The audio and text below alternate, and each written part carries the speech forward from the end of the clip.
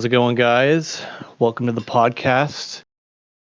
Hopefully, this time around won't be too much of a depressing topic to talk about.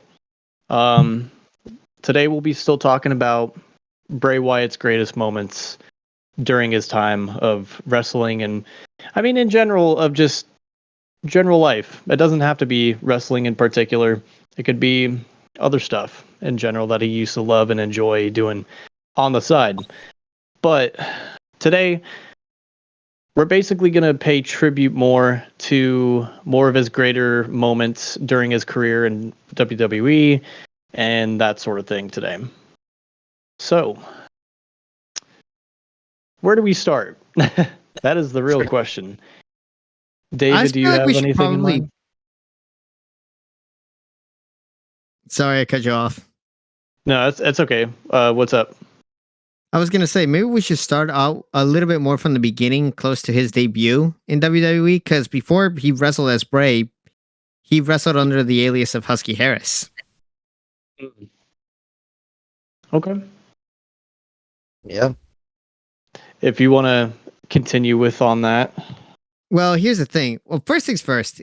I don't know who in the right minds creative decided to make that name, but he was not that big.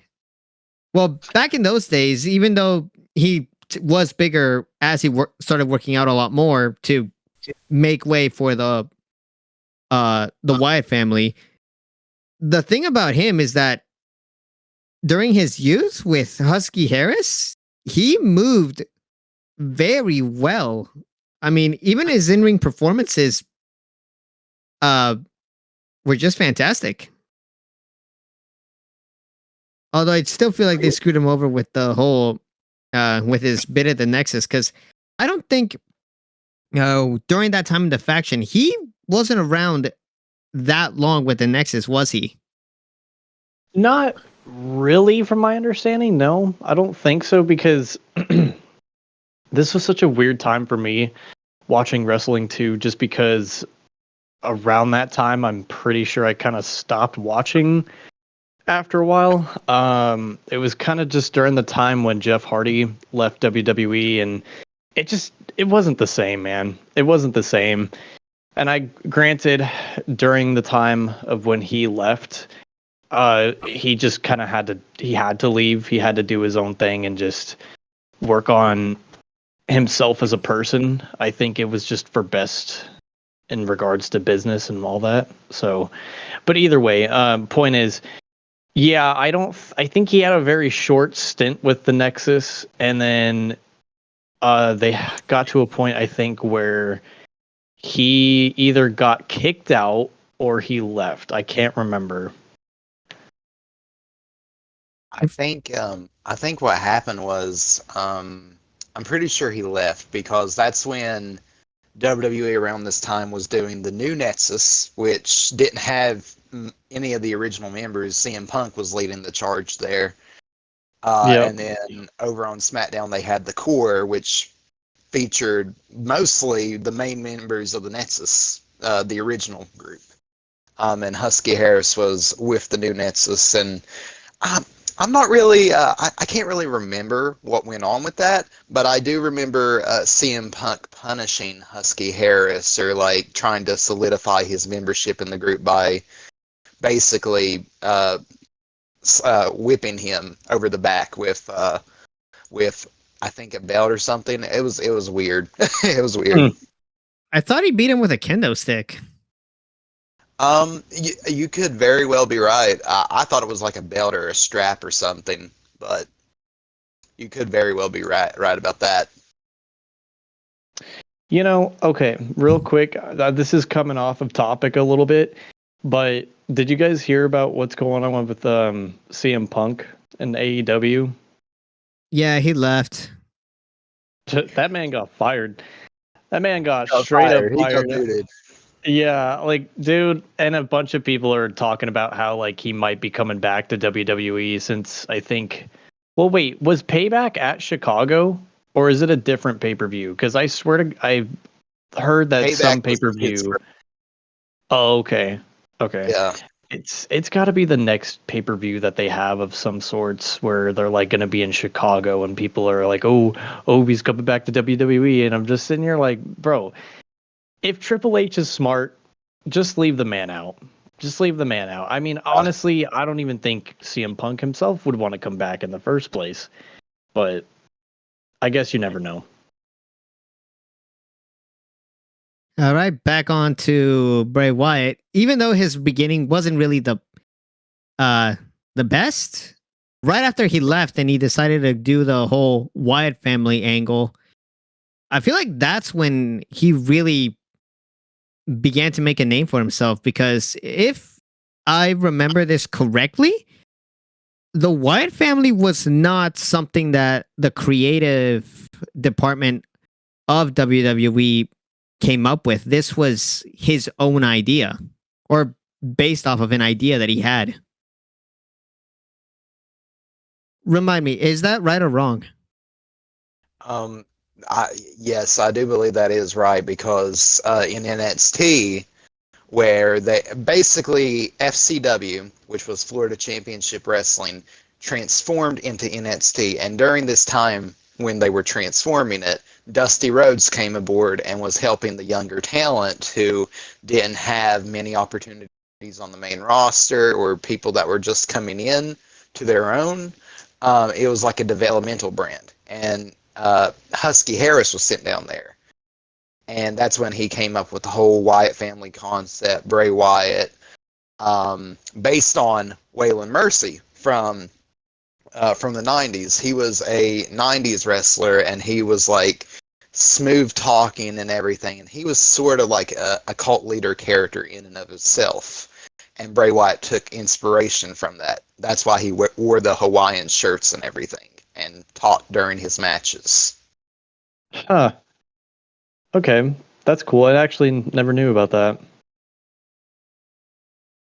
I mean, NXT itself has been, as a developmental brand, even with a lot more of the talent that ended up going into the main roster, they've played a huge part.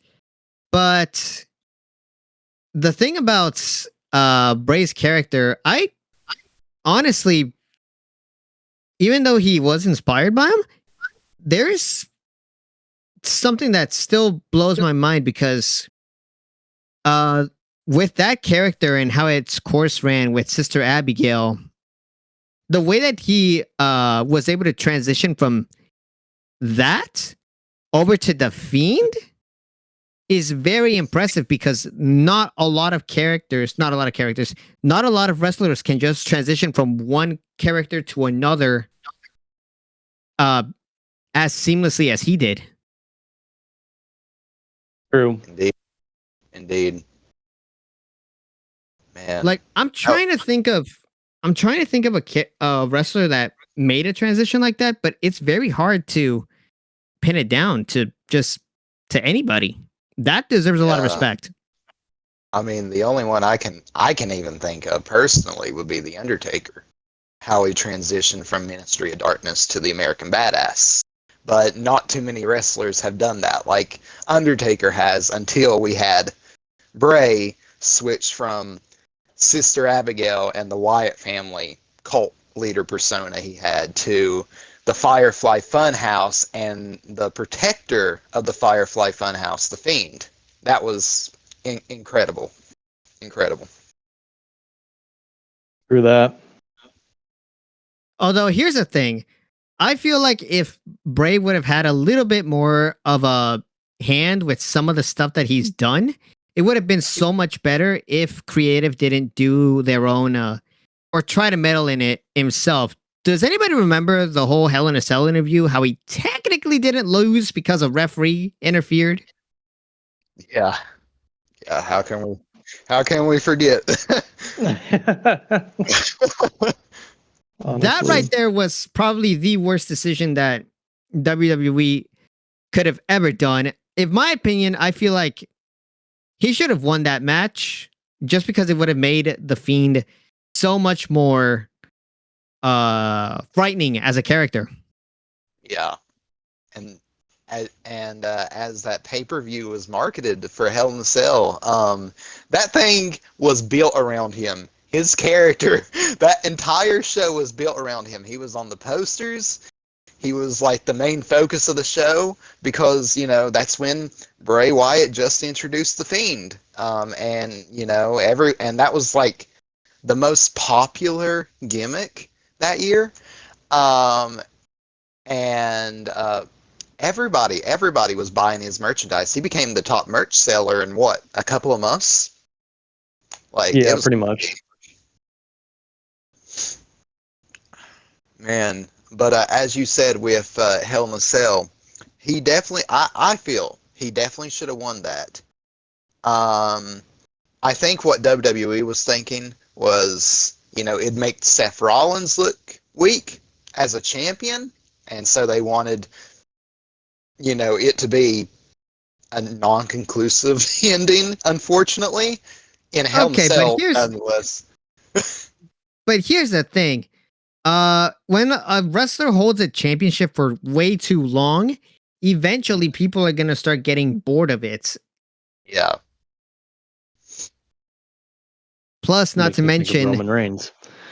Yeah. not to mention that when it comes to a character that is just starting to grow and into its own thing, and people want to see him, or in this case, would want to get a good push, that right there should have been the perfect moment, and then gone, nothing. But thankfully, he did end up redeeming himself with when he ended up winning the Universal Championship. And although I will say the Fiend looking championship is probably the coolest custom belt that was debuted.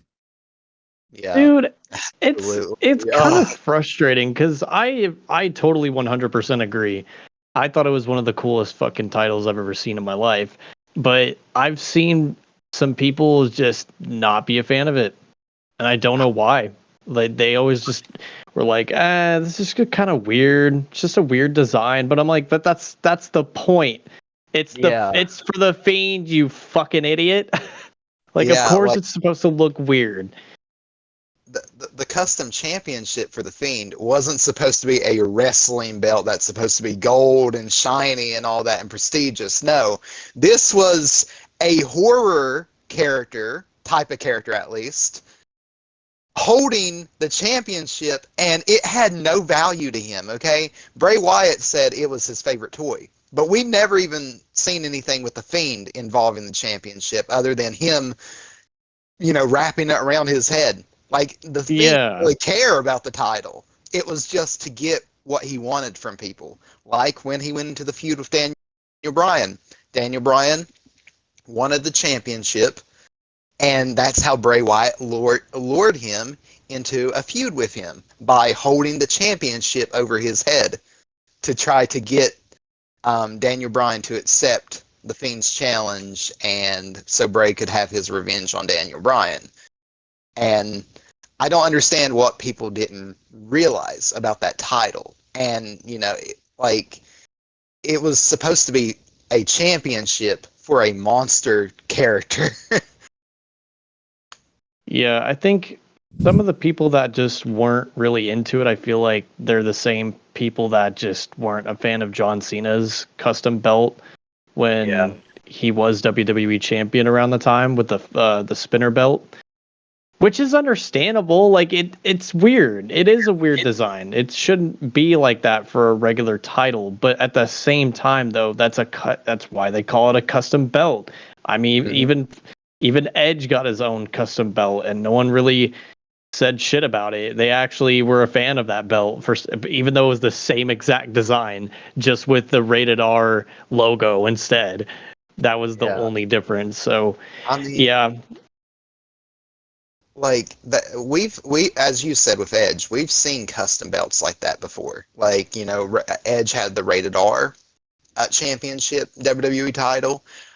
John, as United States champion, he had like an American flag with his name bedazzled into the title. Yep. Stone Cold Steve Austin, the smoking skull championship belt. Bro, that title was so clean. That was was. probably one of my favorite titles for sure. And then with the Fiend, I think that goes down as like one of the coolest belt designs they've made. I mean, it's way better than what we had in like at that year's WrestleMania, you know, previously with the Mm-hmm. the earthly material championship belt they had for God, the title for that Daniel. was That yeah. was terrible. That was I don't terrible. even. Oh No, In my my no, God. opinion, thank you. I feel like this is probably going to be a bit more extreme, but in my opinion, for the Fiend with that custom belt, uh, if WWE wanted to do something that would elevate the Fiend a little bit more, instead of putting the Fiend's face on the belt, they could have done like custom molds of all the people that he defeated to retain the belt and put that on the face of the belt. Ooh, like almost like someone's face cut off almost like that on the belt. Yes. Yes. Oh Yeah. yeah. Okay. Yeah. That'd have been That'd cool. be so cool. That would have been frightening, but that's the Yeah. point. Yeah. Yeah, I mean, that's pretty much the point. It's just like I feel like a lot of people overlooked the title, and I'm not really sure why, honestly. Yeah. It's a much better title than people make it out to be, and people just don't understand design sometimes. Yeah. They just expect a gold prestigious belt, but it's a custom belt. There's a difference. And Look, Bray's as- championship belt should be in the Hall of Fame. The Fiend's belt should be in the Hall of Fame. 100%. I wouldn't be surprised if they decided to do something like that once the time is right. I want them to do a building. I want them to like buy a small plot of land and build a building here. And so like they can put all of these wrestling merchandise and all of that and like these props that we've seen on television for years.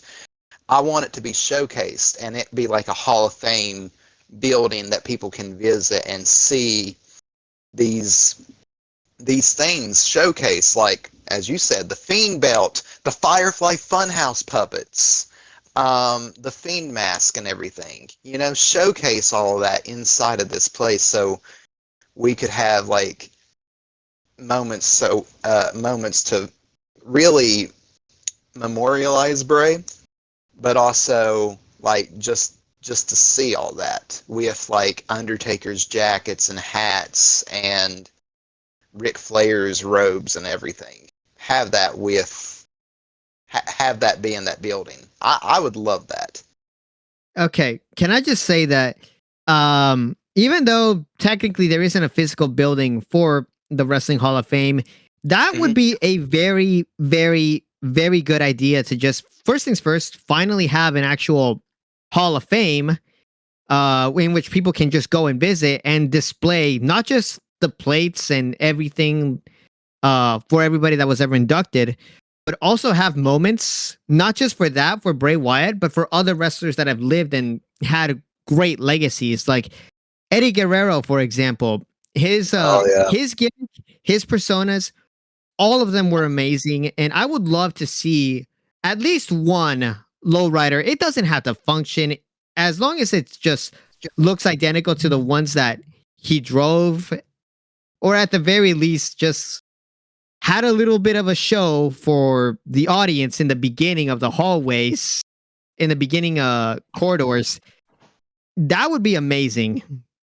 Plus, it would also make WWE a lot of money because people want to see this stuff.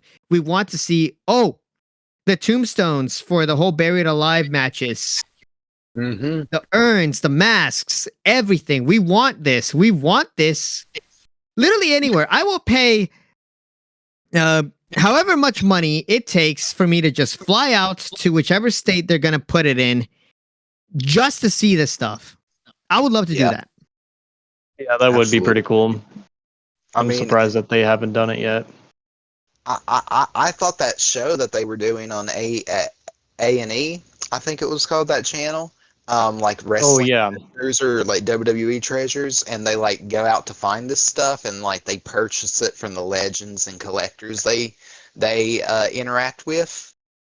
Yeah, I but thought that was the whole most point of the show, but I don't uh know. most of the stuff that they've ended up purchasing, they whenever WWE goes on tour, they just take that stuff and just show it up and display it during those tours. But as for an actual museum, they don't have anything.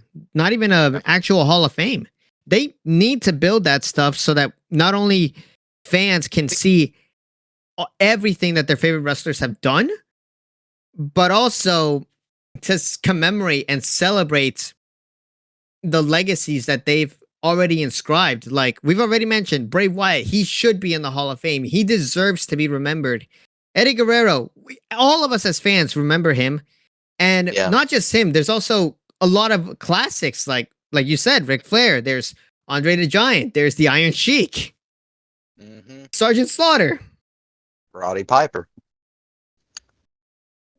Yeah, you bringing up Roddy Piper made me think. So yesterday, I was rewatching the 2008 Royal Rumble, and dude, I getting to remember that see, yeah, getting to see Roddy Piper and fucking Jimmy Snuka, crazy. Just some crazy fucking times for sure.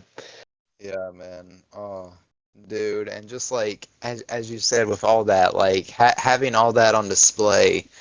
I mean, not just like having the Bray stuff. You know, we could have like the Undertaker's coffins and stuff. Like they do this for WrestleMania. They put this stuff on display at WrestleMania Showcase or Access or whatever it's called.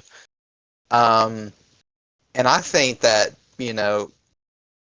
all that effort they do for that, and like going on these tours to build this, put those things in those areas and those locations.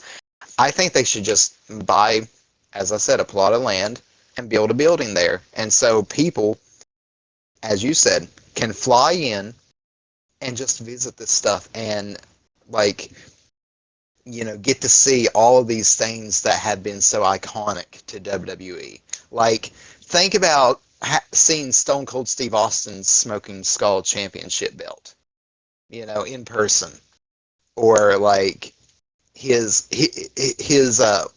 what is the four-wheeler he rides? I think it's an ATV, right? ATV. Yeah, it's an ATV. Yeah, have that on display, and like have like his music playing in the area where his stuff is located in. And then you go over to Undertaker's spot and you hear Undertaker's music and see his coats and hats.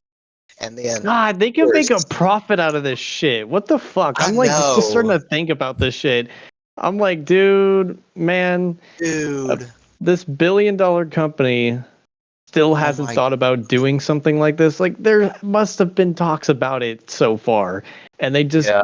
I don't know. It's just like they just don't want to commit to it. But now, granted, it also might be a reason of like where are they going to locate it, and that sort of thing. But yeah, I don't know, man. It would be such a cool idea, but at the same time, they just gotta commit. They gotta commit to something. Look, Yeah, these like, wrestlers deserve a lot of respect. amen. And I have no doubt that this next year for WrestleMania, that Bray Wyatt is going to be the first ballot Hall of Famer. I think he will. He's going to go in like Eddie did.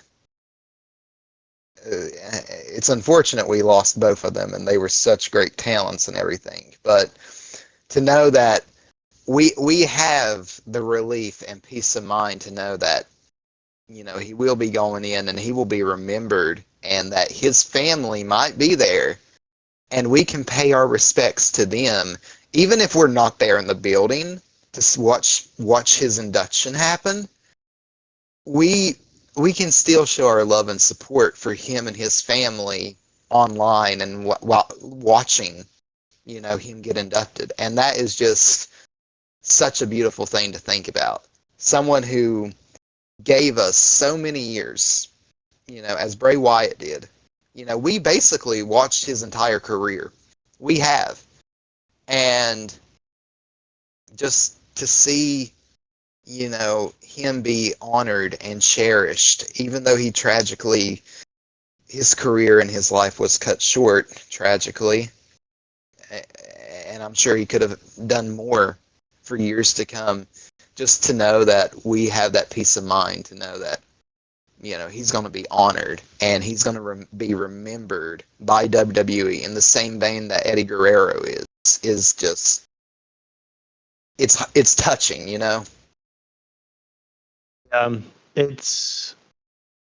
It makes me wonder who is gonna induct him when the time comes, because I'm sure he is gonna be a 2024 Hall of Famer 100%. I don't see them waiting too long to do this.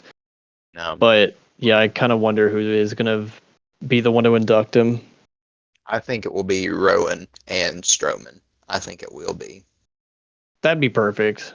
I think that would be a perfect combo and for sure. I don't even think that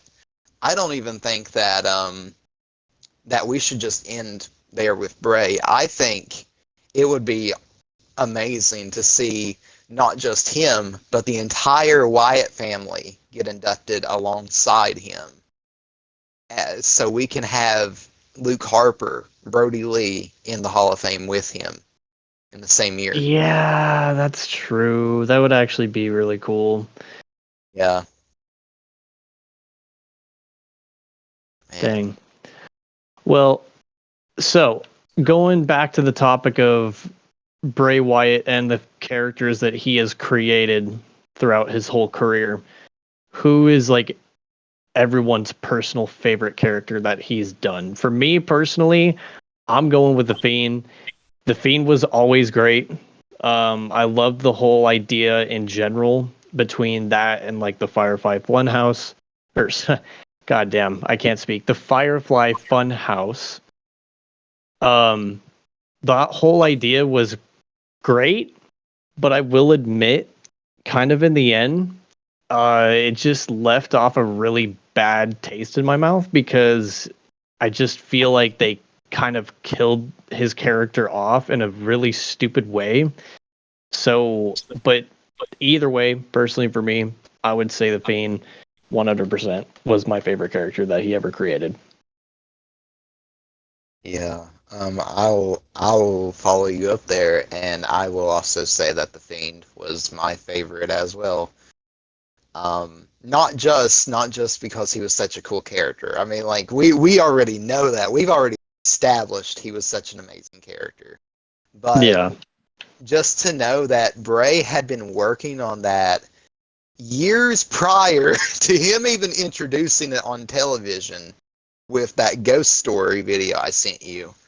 And how The Fiend and the Firefly Funhouse was able to interweave storylines that Bray Wyatt had already been through. And it was in a long-term storytelling type of way, because he was going back for revenge against everybody who wronged him in some way. And it was just an incredible journey to see that, and to have a character that was like on the same tier as Kane and The Undertaker in the 90s. How everybody was scared of them. He had an atmosphere to his character that nobody else on the roster had or has since done, other than maybe Finn Balor, but we won't go into that too much. The Fiend was the best character in my opinion. I love that. I'm going to go ahead and ditto off of you guys because, well, it's literally the most iconic character, The Fiend.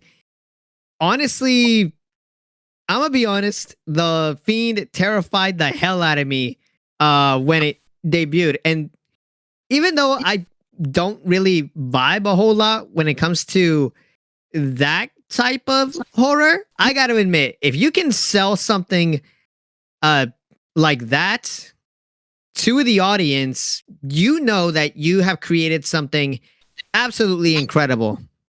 And, well, you guys already stole everything else that I was going to say, so that's literally how I'm going to leave it at that. The Fiend, number 3, the third option, the third opinion, It's literally the same thing. So it's literally just a whole 3 guesses for the Fiend.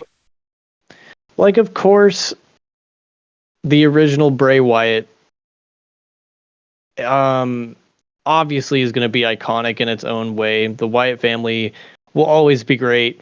Getting to watch them go up against the likes of the New Day or the Shield, even the Shield, I think was their best rivalry 100% because both teams were just so fucking stacked during that time, just in their prime, that it's so Can't hard forget not to about be Brothers like, of Destruction too. We can't forget about that's them. true. Yeah, that's true. Yeah. Yeah. Oh crap! I just started thinking back. Do any of you guys remember when the Undertaker wasn't wearing the hat anymore and he was wearing that really heavy coat? Oh yeah. Do you remember how the sleeve got stuck? Yeah. He tried to throw it off him and like it was on his head and everything. He's like, get this goddamn thing off of me. Oh my god. Oh my god! A referee had to literally just come and try to pull that off of him. Kane even said Yeah, that he was trying to hold it in laughing. Bro, seriously. It must have been like kind of embarrassing, but at the same time hilarious in both ways. I mean, the match that followed up was a good one, but yo, that moment right there will live rent free in my head. It'd be like that. Oh man, now that I That's- think about it, I don't think well, aside from the characters aside, that Wyndham Rotunda has ever done anything comedic wise or had any faults like that, has he? No, I don't. At least I don't think so. There's 3 examples I could give because I have seen some like comedic kind of stuff, not like botches like how the Undertaker had, but it was more on purpose comedy. So like when he was in the Wyatt family, they made a special appearance on the Edge and Christian's show, which was like a comedy show, and basically they treated him like he was some sort of weird kook.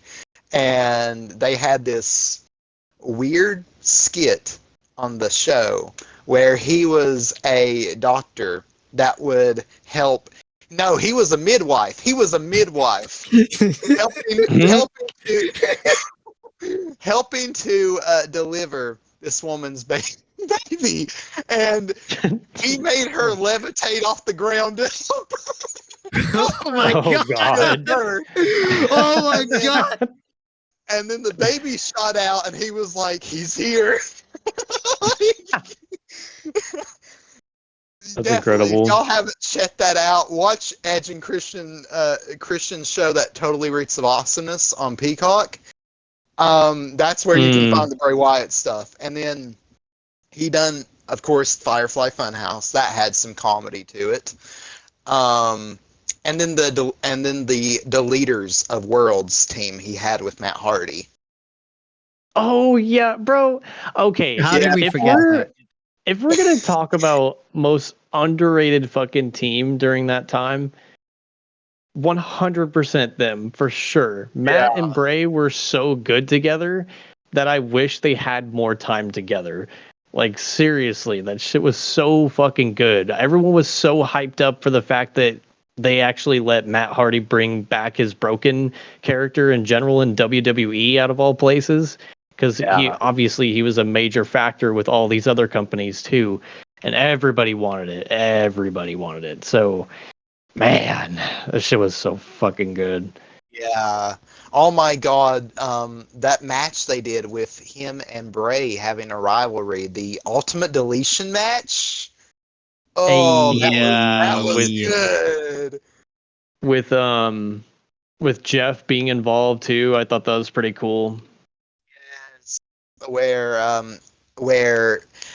I don't know who threw the globe to Bray, but somebody did during that match, and Jeff Hardy appeared like a ghost and was singing "He's Got the Whole World in His Hands" to Bray.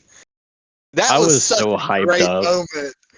Oh man, God, oh my God. I'm so sorry. I'm so sorry. We're going into a rabbit hole, but man, now that I'm thinking about it, Jeff Hardy as Willow and Bray Wyatt as the Fiend. That should have happened. Man, it probably would have. The timing again, dude. The timing was just so bad. But I know that Jeff talked about bringing back the Willow character on WWE when he was still around, and I feel like it just never happened because COVID was going on, and he didn't want to bring it back during a time where no one was around. That's why they exactly did the same thing with his theme song, "No More Words," because they never brought it back up until fans could actually start coming back to watch. Because otherwise, what would be the point? So, yeah, definitely unfortunate, but it would have been pretty cool. Mm-hmm. Uh, man, what was another thing? I'm gonna remember it. Sorry, I kind of forgot. Um, All right, but just to recap everything, uh, Bray Wyatt lived an incredible life.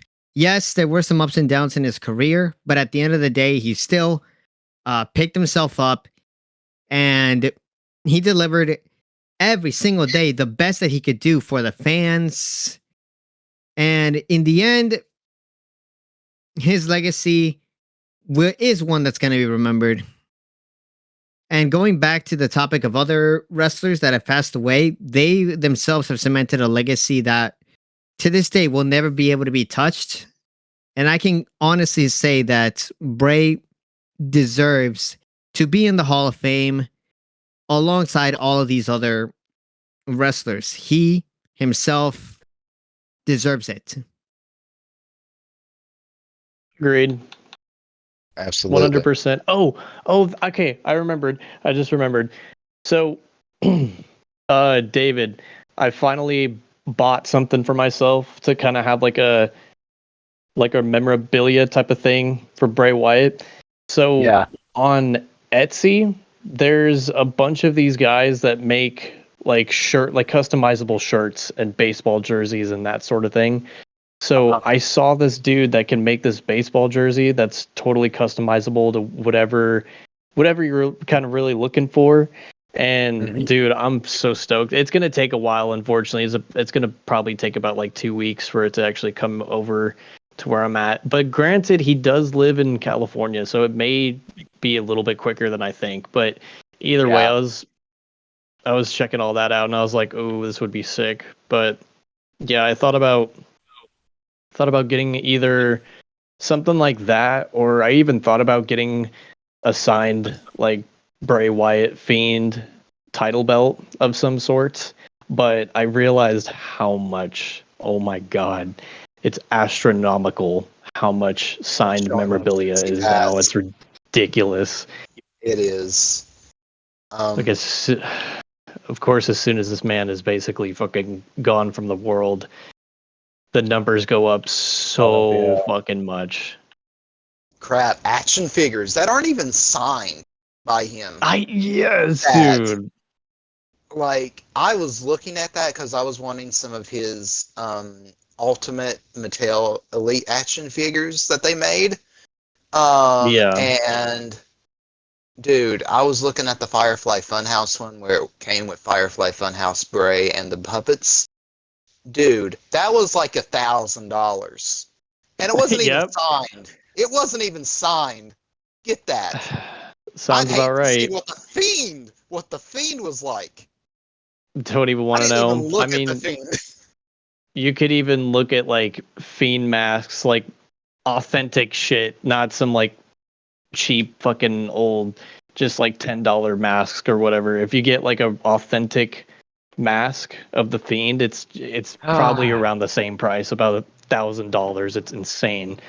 There was this dude that was selling like an authentic mask with the lantern, with the okay, when I talk about the lantern, there's like a specific lantern that Bray Wyatt had originally when he was doing the whole Fiend character, where I don't know, I guess it was supposed to be himself as the Yes. lantern. Like his decapitated head as the lantern. That's what. Yes, Yeah, that one. yeah.